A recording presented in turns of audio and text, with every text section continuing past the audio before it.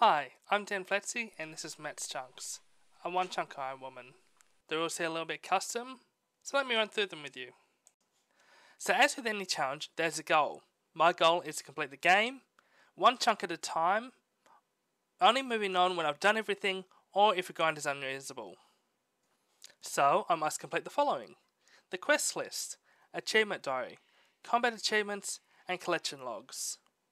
For the achievement diary, I must complete the tier with an available award.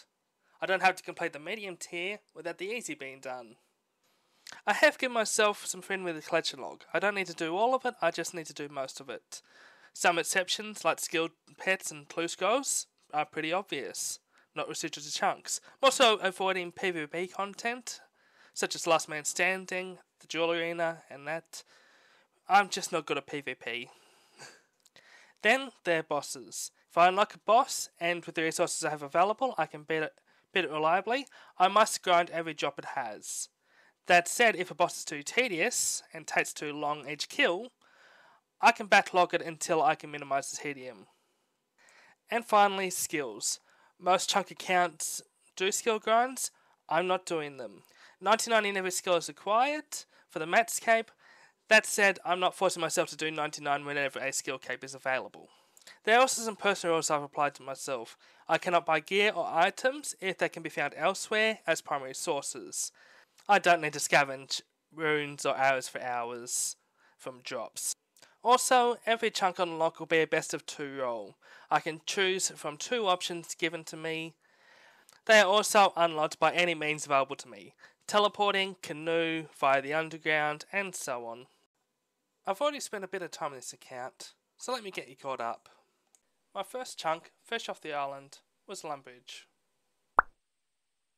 The first chunk went by rather quickly, learning my age from Hans, pickpocketing man, and chopping and burning some oak logs. With the second chunk unlocked, I killed over 200 imps for a pot of flour, which I used to complete Cook's Assistant. And with that, I could cook some bread to complete an achievement diary task.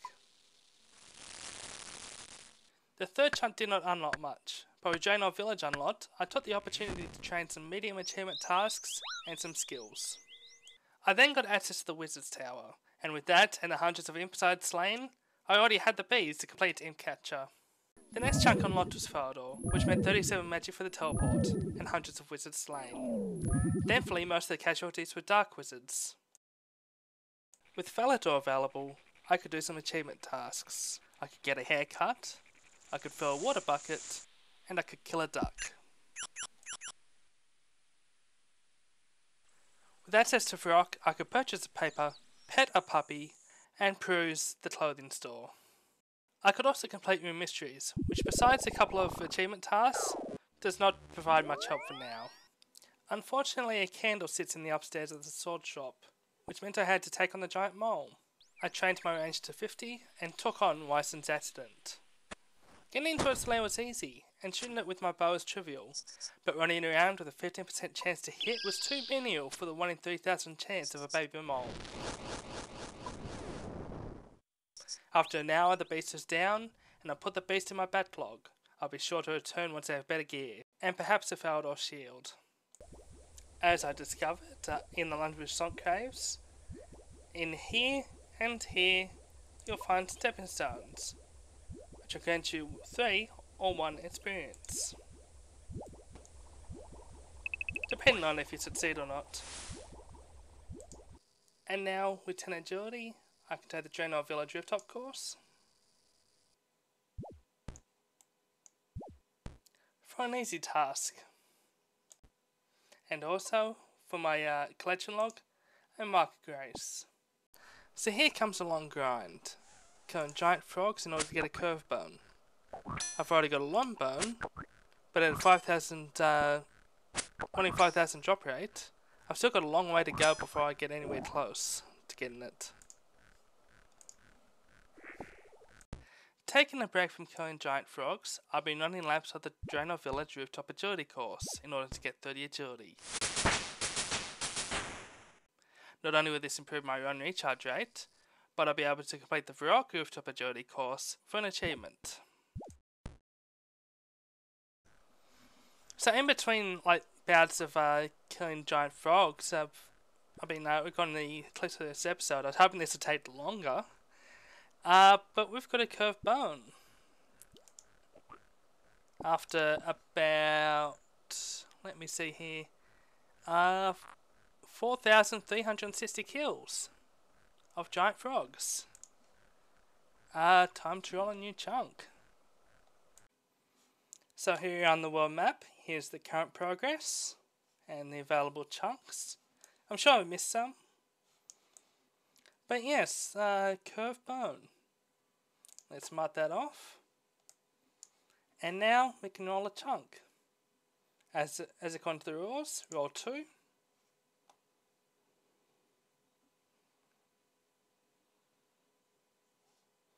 Okay, some pretty basic chunks.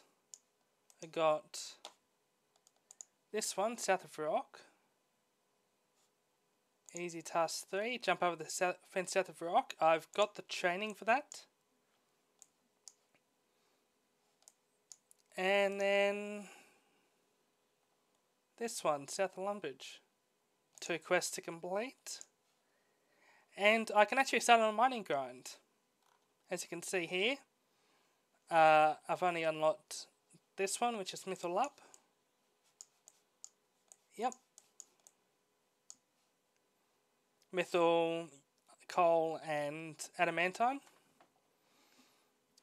So if I was to do a mining smithing grind, I'd have to use the dungeons here for skeletons and the underground here for hair members.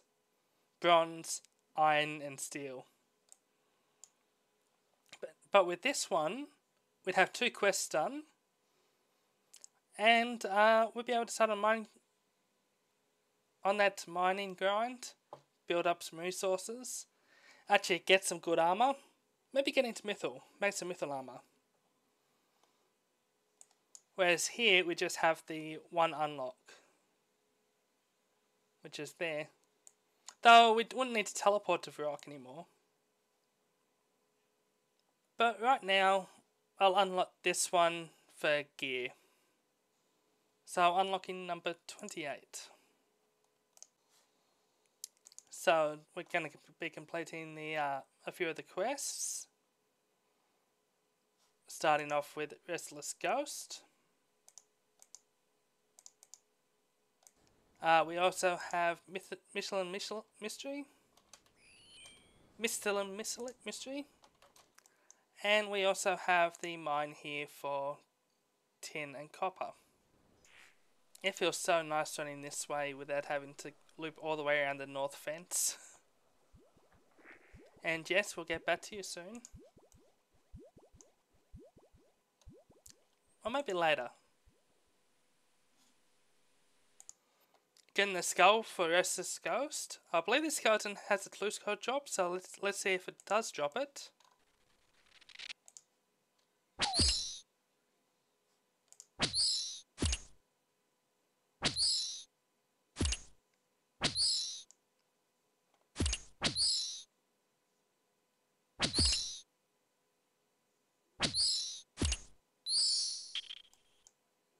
No, just bones. Returning the skull to its rightful place.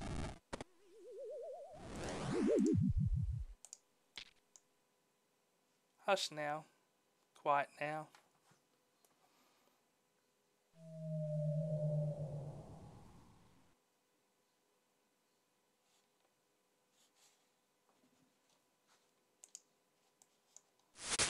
Oh, and a prayer level. Finally get redemption. Going to Mythal Mystery. As we walk through the valley of the shadow of death, I take a look at my life and realise there's nothing left. You know, I've done this quest a couple times before, but I've never actually stayed in this room. I wonder how long, or what would happen if you do nothing.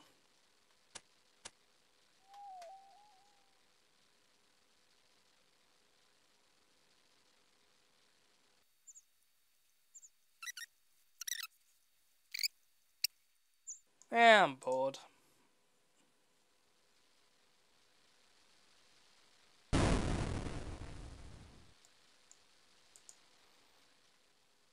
Oh, what convenient timing. I just left the room and it blew up.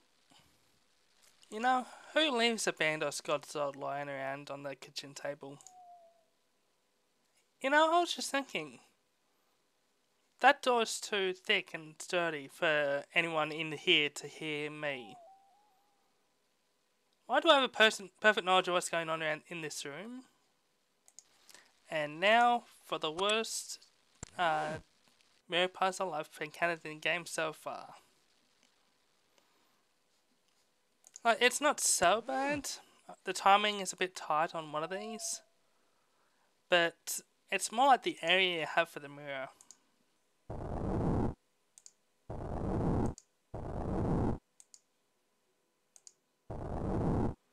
So this is probably the border of it.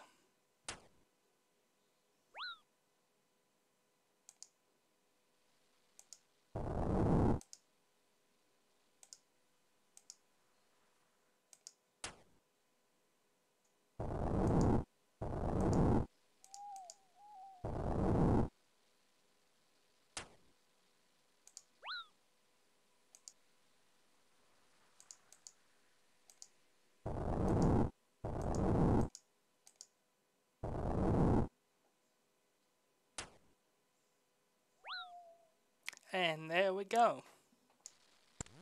Wait, Mandy has 70 attack?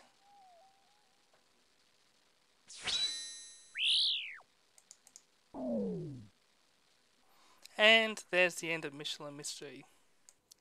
Now this chunk is done, so I'll mark them off, and let's do another roll. I'm going to stay around this chunk for a while longer afterwards, just to get my mining up, but in the meantime,